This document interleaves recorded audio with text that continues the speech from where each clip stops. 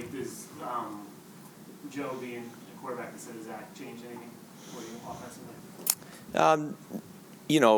No. In terms of how we're going to approach this game, you gotta fit a game plan to fit a player's skill set, whether it's the receivers, running backs, O-line, quarterbacks. So, does Joe do stuff better than Zach? Does Zach do stuff better than Joe? They're different quarterbacks. So, but in terms of how we're approaching this game and what we're putting on the plate, we gotta attack the Baltimore defense, which is going to give us a lot of different challenges because this, the coordinator obviously being at Michigan last year and being on that staff.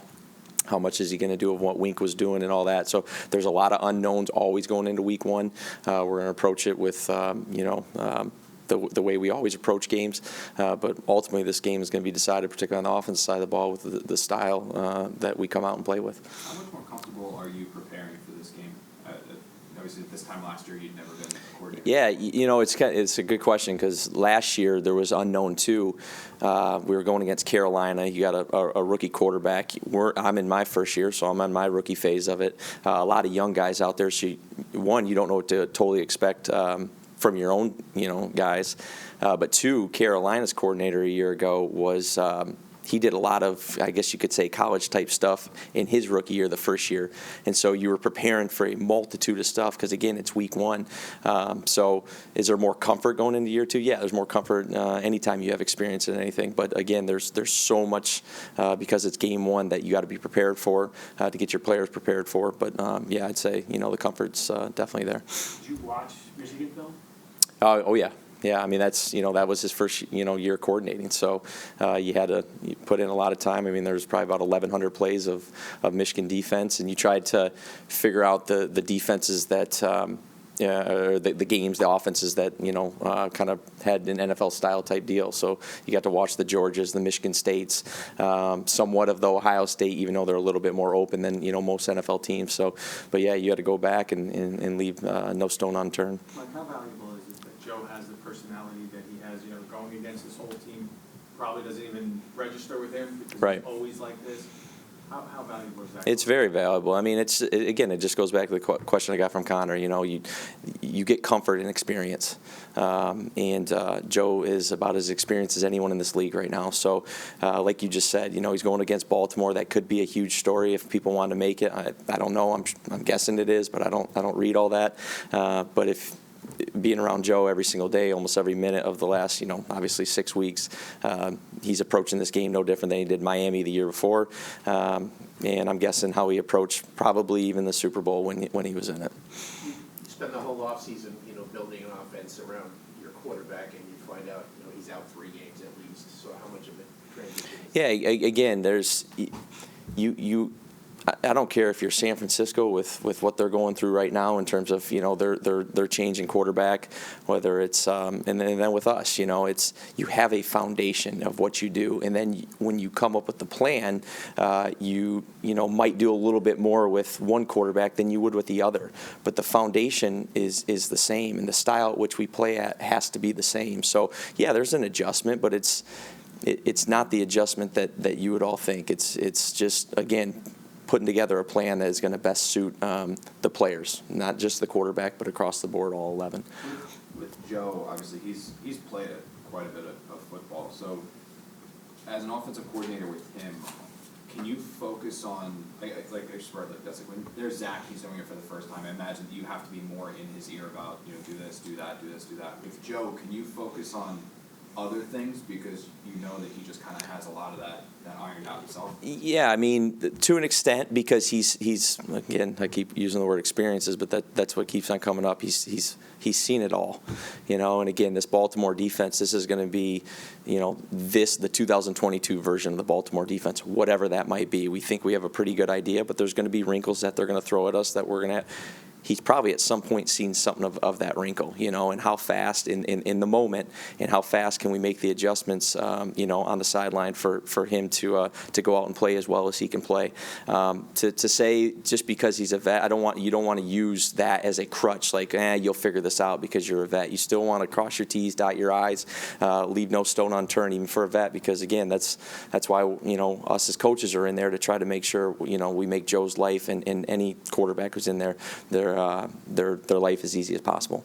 How much do you think Garrett and Brees can contribute right away? We'll see. I mean, I know they're prepared like all the rest of the guys. They are. I do believe they're, maybe a little bit more ahead than most rookies I've ever been with, but there's a lot of guys that I feel like could contribute on Sunday, and then it could be a whole different cast the next Sunday, which again, we've had that discussion in here. I mean, I do believe that's a good problem. So they're going to have their opportunities to go out and make plays. They've shown it throughout the preseason. They've shown it out there in practice and stuff like that, and we'll see where the ball lands. And when it's the moment of truth and they have a chance to make a play, you expect to do what they've done all preseason and all practice. What are the challenges like of, Reese and Wilson, Carter, Moore? You got first and second year players in key roles. Yeah, it's just piecing together the puzzle, right? The questions of changing the plan from Zach to Joe. Yeah, maybe you do a few more boots or something like that with Zach to obviously get him on the edge. But conceptually, putting Elijah and Garrett and Corey and all the guys that we got in the backs and the tight ends, what do they do best, and then building the plan off that based off of our foundation. So. Is it a challenge? Sure, it's a challenge because you want to get everyone involved, but you also ultimately you're obviously working to win the football game. Is the youth though another challenge? This isn't an offense that has a lot of guys who are. And I won't get into the specifics with it, but when you're watching at practice, you can tell the plays that are uncomfortable for guys and the plays that are just as fluid and natural as could be, like they've been here for 10 years. So again, that's part of my job and the rest of the staff's job to put that together to again to function at the highest level that we possibly can on Sunday. As you've gotten to know Garrett and seen him more and everything like that, what has impressed you about him? His approach every single day. He's a professional already, and it's you can tell him something, but when you have a skill set the way that Garrett does, you don't want to be like, you have to do it this point A to point B. He's gifted in a way, and he feels the game very well. He has a very good sense of timing.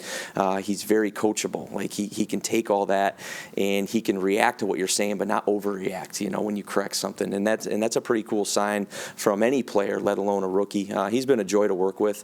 Again, he'll have his ops, and I feel confident and he'll get it done. But again, the ball's got to bounce his way. How much of a game changer is it as a game planner to have two tight ends like CJ and Tyler, be able to put them into the offense and do what they can do, pass, catch, and blocking, and add that element? Yeah, no, it just anytime you're putting together a plan or putting together an offense, you don't want to be one-dimensional. You don't want to be one-dimensional in any single facet, whether it be personnel group, whether it be pass run, whatever tendencies you might have. So just having those guys that have played in this league for as long as they have and still have youth, it's a good deal, and excited again. Just like I'm kind of talking about the receivers a little bit more, but Brees and MC, I'm excited to see what these guys are going to do because they've put together, I thought, a really strong camp. So with that, also, how much of a comfort level is it to have like Michael Carter to go along with a Brees Hall this year in particular to kind of have those guys bounce off? Yeah, again, because you've albeit it's only been 1 year, but you've seen Michael Carter play at a pretty good level, and I don't think Mike is even reached near his ceiling, his whole thing. And I think I've said it in here. He wanted to be 1 yard faster, and that's what he worked at all offseason. That's what I've seen, And now he's got to go do it. I've been very pleased, like I always will. He shows up every single day. He's the ultimate professional. He's the ultimate leader. He is a heartbeat of our offense. He really is, just with how he brings juice every single day. And again, he's going to have his opportunities on Sunday, and it'll be fun to see what he does with them. Like with the O-line, only about 20 snaps together in the preseason. Dwayne and George were both on the injury report yesterday. Are you concerned at all about the continuity of that group?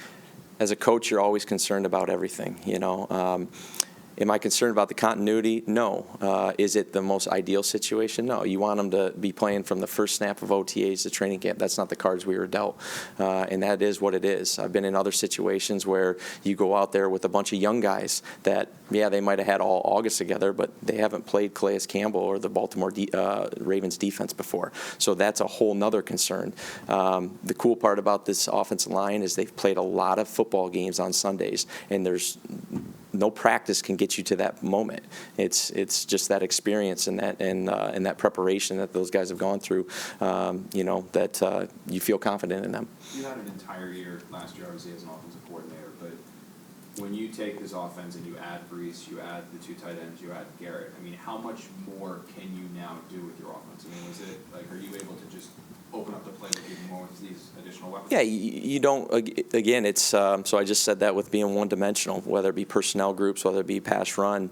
You also, part of being diverse is being able to spread the ball around and allowing, again, those guys to do what they do best. I have a list on my computer that's always updating. That is Garrett Wilson's 5 favorite routes or 5 best routes, in our opinion and his. I like to text them and say, what do you think you're pretty good at? To get their feedback and give them some autonomy with it. Elijah, Corey, all those guys. I have a list for all of them. I don't know if they know that. They just know that I text them on that stuff. And then, again, you try to piece that plan together. Sometimes I'm going to piece a play together for X receiver, but the coverage is going to totally dictate that it's not going there and it's got to go to someone else. Hopefully I got number 2 in the progression, the right guy in that spot. What if the right guy was just out in special teams or just ran 2 go balls? Now he's out. Okay, is the backup the right guy for that spot? And that's all the work that you do as coaches across the league, across any style of football. The one thing you developed a little bit, I think, about a name for yourself with last year too, were some of the trick plays that you drew up and threw out there. I mean, is that what's in the playbook? Yeah, I'm not gonna totally get into all that, but what's going to define this group is our style of play. It's since April. It's no secret when you look at it on paper. It's a more explosive, more dynamic group of guys. There's no doubt about it, and they have a year under their belt for the most part outside of the rookies. That doesn't matter.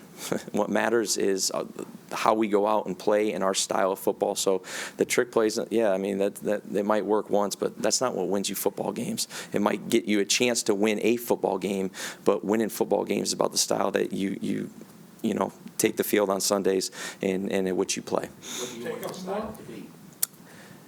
I want them to play for each other and play with extreme tenacity and physicality and just an absolute love for the game and for each other. And they are capable of that. It's kind of cliche, but that's what football comes down to at any level, how hard you play. And we have a defense coming in here that they're going to be respected no matter who their coordinator is, no matter who is on that roster. It's the Baltimore Ravens. They've earned the clout that they have. And I'm excited to go see our guys play. I have no expectations for them. I just want them to go play for each other and play as physical as humanly possible, because that's what it takes at any level of ball, but particularly in the NFL.